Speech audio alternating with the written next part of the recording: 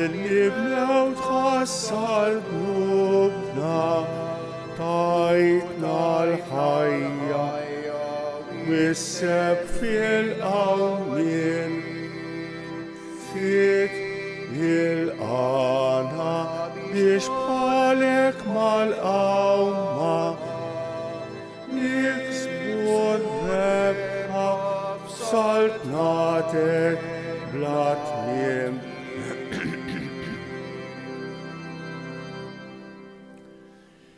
Fl-isem tal-Missier u tal-Iben u tal-Ispiritu Santu. Il-grazzja ta' Sidna Ġesu Kristu l-imħabba talla u l-għaqda fl-Ispiritu Santu tkun magħkom il-kol. Ħuti ejjew narfu ħtijietna biex nitħejjew tajjeb ħalli niċċelebraw dawn il-misteri qaddisa.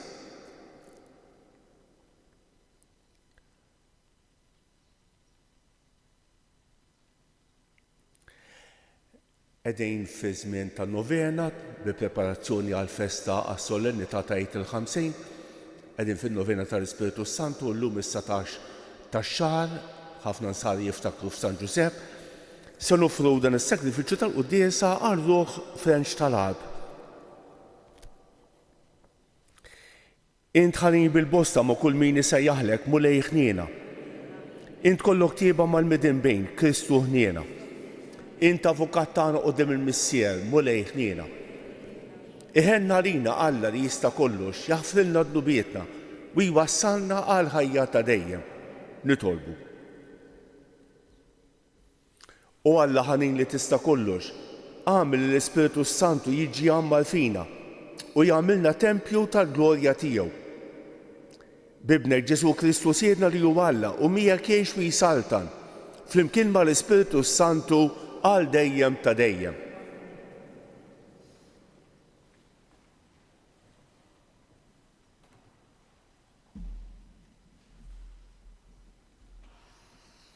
Qari mill-ktieb tal-Atti tal-Apostli. F'dak iż-żmien minn Melitu Pawlu bagħat isejjaħ lill-Presbiteri tal-Knisja ta' Efesu. Meta waslu għandu qalilhom: intom stess tafu kif jien ġibt ruħi kemm domt magħkom minn dakinhar li rfist l-ewwel darba fl-Asja, kif dejt lil mulej bl-umiltà kollha, bid-dmugħ u bit-tiġrib li fih ħsibt ruħi minħabba it-tnassis tal-Lut. Qatt ma bżajt nurikom dak li hu ta' fejda għalikom u nallimkom kemm fil-beraħ u kemm fid-djar u wissi lil-Lut u lill-Griegi li għandhom jindmu u jduru lejn Alla u jemmnu fil-mulej tagħna Ġesu. U issa araw, jiena imġiel mill-Ispirtu Santu sejjer Ġerusalem, bla ma naf se jgħaddi minn għalija hemmhekk. Naf biss li l-Ispirtu Santu urini f'kull belt li hemm jistennewni ħabs u tbatija. Iżda jiena lil ħajti xejn ma nqisha għażiża għalija, jekk mhux biss intemm il-mixja tiegħi u l-ministeru li ħadd mingħand il-mulej Ġesu, jiġifieri li nagħti xhieda tal-Evanġelu tal-Grazzja ta' Alla. U issa jiena naf illi intom ilkoll li fostkom għaddejt inxandar is-saltna, mintomx se taraw wiċċi aktar, għalhekk nistqar qudiemkom illum li jien minix ħati tal-ħsara li tistgħu iġġarbu, għax jien qatt ma bżajt nurikom dak kollu li Alla irid minnkom. Il-kelma tal-mulej. Sarm responsorjali u ngħidu flimkien slaten tal-art għannu lill-Alla. Xita bil-kotra intibat Alla fuq l-art virtijek u meta kienet bilaċ intħjejta. Il-poplu tijek għammar fija fit-tjubitek Alla għal f'qajjar ħejjejta fl-imkien slaten tal-art għannu lill-Alla. Imbirek Sidi il-mulej min jum għall-ieħor, jieħu ħsiebna Alla s-Salvatur tagħna, Alla tagħna u Alla li salvana. Il-mulej sidna mill-mewt jaħlisna fl-imkien Slaten tal-art għannu lill-Alla. Nqumu bil-wifqa. Alleluja, alleluja. Jien nitlob lill-Missier u hu jagħtikom difensur ieħor biex jibqa' magħkom għal dejjem. Alleluja, alleluja, alleluja. Il-mulej magħkom. Qari mill-Evanġelju skont San Ġwan. Lek mulej. F'dak iż-żmien Ġesu refa' għajnejh lejn is-sema u qal: Missier waslet is-sija. Għati glorja lill-ibnek biex l-iben jagħti glorja lilek. Bħalma jien tajtu seta' fuq kull bniedem biex jagħti l-ħajja ta' dejjem lil daw kollha li inti fdajtlu. Din hi l-ħajja ta' dejjem li jarfu lilek Alla wieħed veru u lil Ġesu Kristu li inti bagħt. Jien igglorifikajt lilek fuq l-art billi temmejt ix-xogħol li tajtni nagħmel.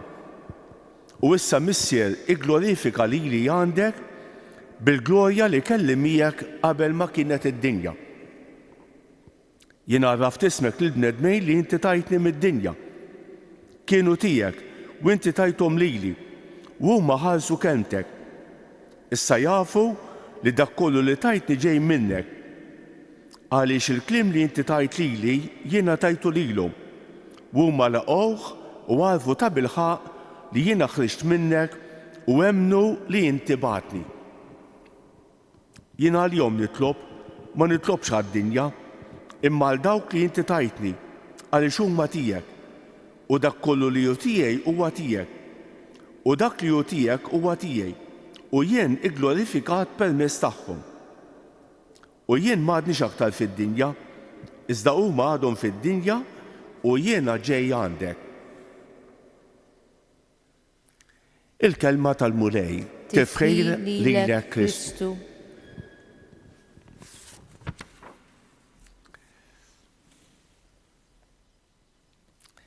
Qegħdin fi żmien tan-novena tal-Ispiritu Santu, żmien sabiħ, żmien ta' grazzja, żmien ta' talb, żmien ta' ferħ ukoll. L-Ispiritu Santu li jdawwar il-ħajja tagħna. U mod minnhom kif l-Ispiritu Santu jdawwar il-ħajja tagħna huwa bil-kelma tagħna. Il-kelma tagħna ta' kuljum. Din hija kelma ngħidula isperata, jiġifieri bin-nifs tal-Ispiritu Santu. U meta naqrawha, meta nisimgħuha, iddawwal tispira l-ħajja tagħna. L-ewwel lezzjoni li smajna, Pawlu ilaqqa il-Presbiteri f'Efesu u jagħmlilhom diskors qabel ma jitlaq. Huwa d-diskors tal-aħħar ta' San Pawl fil-komunità ta' Efesu. U jgħidilhom kif ħajtu kienet servizz għal poplu. Għara, kemm sabiħa din. Intom stess tafu kif jien ġibt ruħi kemm dont magħkom minn dakinhar l-fis l-ewwel darba fl-Asja. Kif dejt lill-Alla lill-mulej bl-umiltà kollha, bid-dmugħ u bit-tiġrib li fih sibt ruħi minħabba it-tnassis tal-Lud. Għara, qed jagħmel ħarsa lura tal-Ministeru tiegħu. San Pawl ma marx xerebbieħ f'dawn il-komunitajiet bid-dmugħ u bl-umiltà qal b'ħafna persekuzzjoni. Il-Lud ħafna drabi għamlulu ħafna diffikultajiet, għamlulu ħafna bsaten fir-roti, persegwitawh, sawtuh kemm il-darba.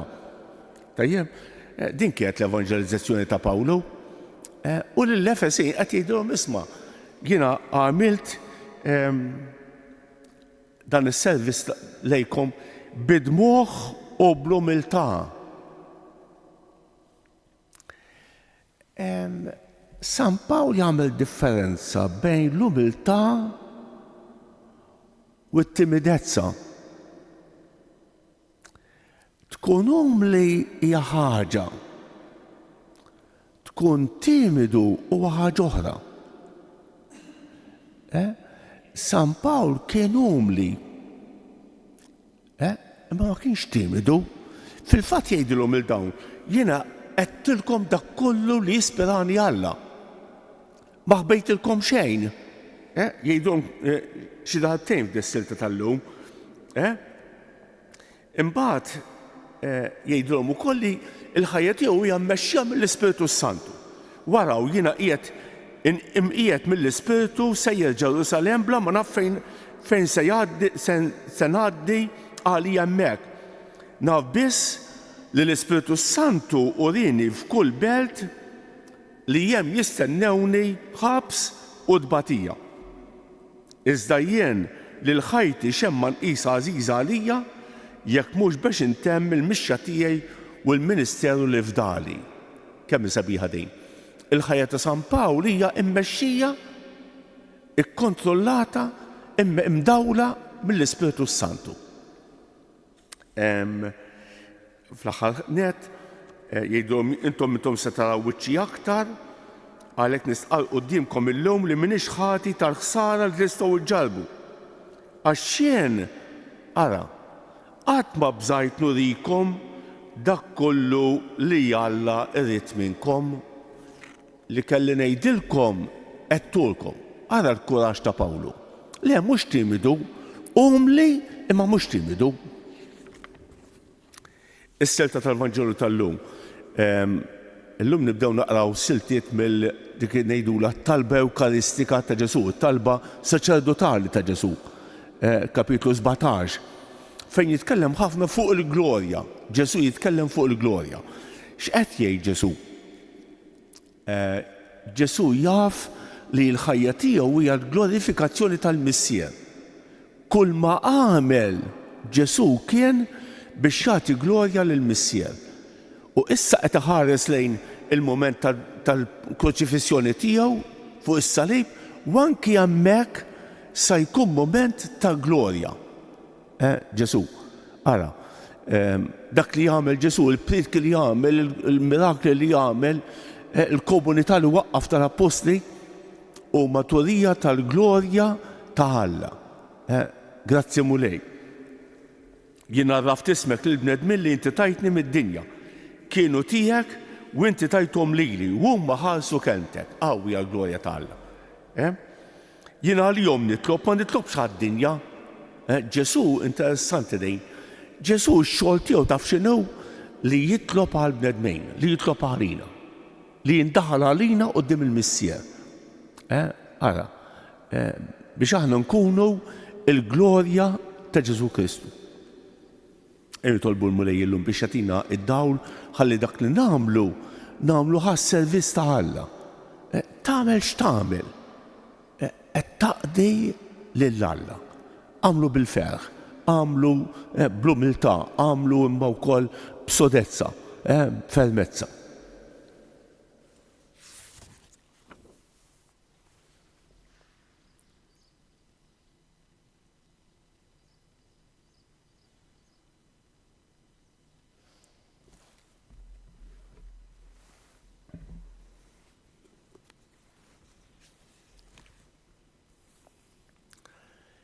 Il-mulej Ġesu imsalla u imqajjem mill-imwiet huwa il-kejl tal-imħabba ta' Alla għalina. Biex xewqa li nsiru nixbu dejjem aktar lil Kristu li talilu nnifsu għalina, nitolbu u ngħidu mulej salva l-mifdijin tiegħek. Mulej salva l-mifdijin tiegħek. Għal kull min fil-Knisja għandu xi awtorità biex fuq l-eżempju ta' Ġesu jfittex mhux li jkun moqdi imma li jaqdi u jagħti ħajtu għall-oħrajn nitolbu. Mulej salva l-mifdijin tiegħek. Għal dawk li jħabbirku biex jeqirdu l-vjolenza u l-inġustizzja sabiex il-kelma tal-Alla tmexxi l-ħidma tagħhom għal bini ta' dinja aħjar nitolbu. Mulej salva l-mifdijin tiegħek. Għal min quddiem it-tbatija tal-ħajja jitfixkel u jaħbad jaqta' qalbu biex jiftakar li Kristu bil-mewt tiegħu qeret il-mewt tagħna u bil-qawmin tiegħu kisbilna ħajja ġdida nitolbu. Mulej salva l-mifdijin tiegħek. Għalina l-koll biex nilqgħu b'imħabba lil dawk li huma l-aktar fil-bżonn u li fihom Kristu juri lilu nnifsu nitolbu. Mulej salva l-mifdijin tiegħek. Tolbuk mulej għalina l-koll li ġejna din l-Ewkaristija tina li ngħixu dan iż-żmien sabiħ tal-għid u tal-novena tal-Ispiritu Santu fit-talb u fl-umiltà nitolbu. Ismana, Ismana nitolbuk mulej.